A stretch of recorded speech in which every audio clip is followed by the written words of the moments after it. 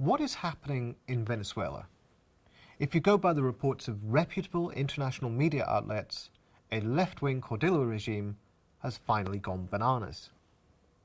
And they say it's long past time for the US to intervene. Thousands of Venezuelans are pouring into Colombia to buy food and medicine, Associated Press reports.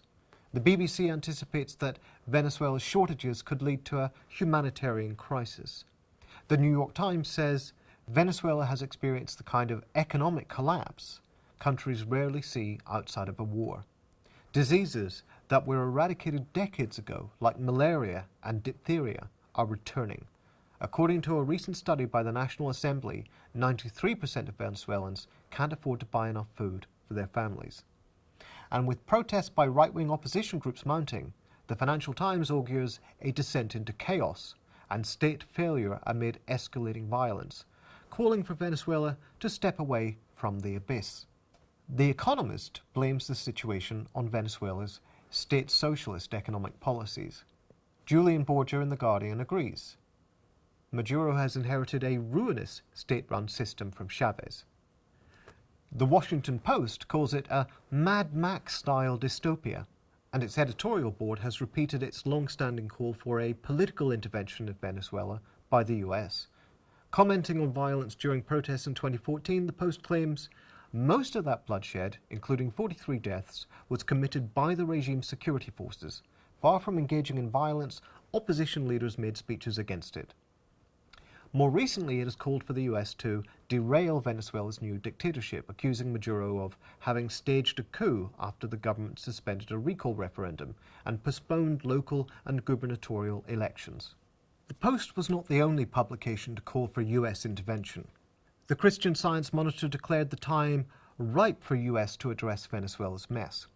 Citing a flow of migrants and asylum seekers from Venezuela's middle and working class, it argues, the time may be ripe for more outside involvement.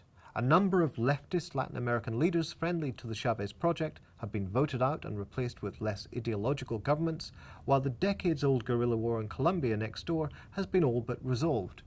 The New York Times editorial board, looking forward to Maduro's overthrow, cited the growing regional opposition to Venezuela. Neighbors stand up to Venezuela. Their firm, principled position would benefit the entire hemisphere.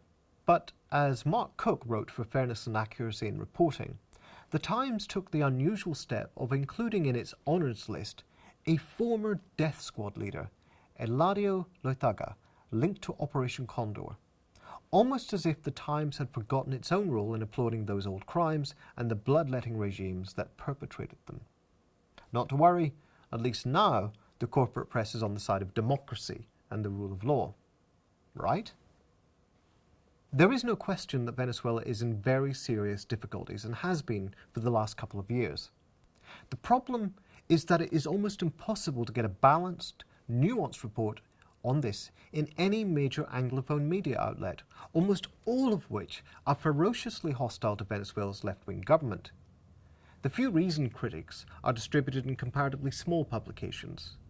Gabriel Hetland, for example, in a balanced piece for The Nation entitled How Severe is Venezuela's Crisis, reports that while Venezuela is in the midst of a severe crisis, mainstream media have consistently misrepresented and significantly exaggerated the severity of the crisis. Without question, the biggest problem facing the Venezuelan government is the precipitous drop in global oil prices due to OPEC's decision to dramatically increase production, a decision that was clearly not driven by economic motives. As Max Isle writes for In These Times, plummeting oil revenues mean that Venezuela received $70 million in oil export revenues in February 2016, as against $3 billion in January 2014. The second major factor in the country's problems is the exchange rate. Since 2003, the government has used currency controls to block capital flight. As Bloomberg reports, it has imposed a variable exchange rate system. This means that dollars are less expensive relative to the bolivar when purchasing priority goods including food, medicine and car parts, but far more costly when buying other goods or when purchasing dollars on the black market. This has created opportunities for corruption. You can buy dollars cheaply by pretending to import billions of dollars worth of medicines and sell them dearly on the non-preferential exchange rate. Thus, private sector arbitrage has contributed to medicine shortages. But it has also allowed criminal operators in the black market to drive up the cost of dollars and thus help drive up inflation. This, as Mark Weisbrot writes for the Huffington Post, has fueled an inflation depreciation spiral since the fall of 2012. The problem is not state socialism then, but a policy intended to stop financial panics that has simply enabled spivs to turn a quick buck. Maduro, recognizing this, has, as the Financial Times reports, begun the process of devaluing the currency and lifting some price controls that aren't working. Importantly, the government has also sought to protect people from the effects of this by raising the minimum wage and improving food subsidies. Other factors contributing to the crisis are contingent, the worst drought in 47 years drying up the dams and causing an energy crisis, for example. And what of the claims of starvation? As the NGO Food First explains in an in-depth report on Venezuela's crisis, there is not an overall food shortage today. Food is in abundance, with distribution serving a bottleneck. What is missing is not food, but certain particular essential goods which are being kept off the shelves. The handful of companies which make these goods have a great deal of power, and they say that the government's price controls disincentivize them from distributing the needed goods. But many of those goods are not even price regulated, and of those that are, price increases have not stimulated more availability. Polar, one of the major firms producing these essential items, is owned by a member of the right-wing opposition.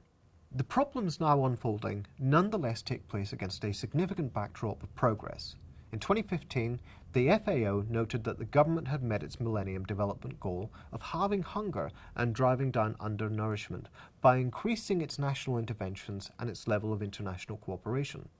That is, unlike the old regime, it used petroleum resources to address popular needs. The Obama administration, picking up where Bush failed, decided that this was a moment to push for regime change in Venezuela. As Mark Weisbrot wrote for The Guardian, there's $5 million in the 2014 US federal budget for funding opposition activities inside Venezuela, and this is almost certainly the tip of the iceberg, adding to the hundreds of millions of dollars of overt support over the past 15 years. In 2015, the Obama administration issued an executive order declaring Venezuela a threat to US national security and imposing new sanctions. The basis of US government rationales for intervention is a rise in violence in the last couple of years, particularly due to deaths occurring during violent right-wing opposition protests in 2014. As George Cicariello Mayer wrote for Jacobin, the pretext for these sanctions is so-called human rights abuses that occurred more than a year ago during a wave of street protests against the government of Nicolas Maduro. The protests were hardly spontaneous. The means were far from peaceful. While many of the police responsible for violence were arrested, the same can't be said for the protesters who, for example, decapitated motorcyclists with barbed wire and sniped at police from rooftops. Though the blame for the deaths is usually laid at the feet of the government, the Center for Economic and Policy Research produced a thorough list of those who died, noting that they included people on both sides as well as passers-by, including over 10 individuals killed by crashing into barricades from wires strung across the streets by protesters, and in some cases from having been shot trying to remove barricades. Indeed, the nature of the violence in Venezuela has been wildly misreported, according to Roberto Lovato, writing for Al Jazeera America, who points out the long history of violent efforts by the right-wing opposition to resist the social changes enacted by Chavez, culminating in the violence of recent protests. This theme of opposition violence and sabotage is barely alluded to in mainstream reporting. For example, Reuters accuses the government of having tarred opponents as intent on retaking power by force. And yet opposition leaders regularly give speeches lauding the 2002 coup, regretting only that it did not succeed in overthrowing Chavez. In another bulletin, Reuters credited far-right opposition leaders Maria Corina Machado and Lilian Tintori with supporting Gandhi-style civil disobedience, without mentioning their role in the violent 2014 protests. During recent protests, opposition activists shot a number of people, including a policeman who came under fire from snipers when he and others approached a group of demonstrators. The Guardian claimed that police did not link the incident to the opposition protests, failing to quote anyone or cite any statement, and evidently oblivious of the quite glaringly apparent link available to all witnesses. But the absence of context, the whitewashing of the opposition, the unhinged apocalyptic language used about Venezuela, and the open calls for US intervention after it has been effectively intervening for years, tend to undermine any criticisms coming from the major international media. In Brazil, the elected leader, Dilma Rousseff, has been overthrown in an undemocratic coup by an opposition determined to impose what the Financial Times called a wish list for markets and investors, including deep budget cuts and anti-worker measures. Jonathan Watt, writing for The Guardian, suggests that Venezuela might well be the next left-wing domino to fall.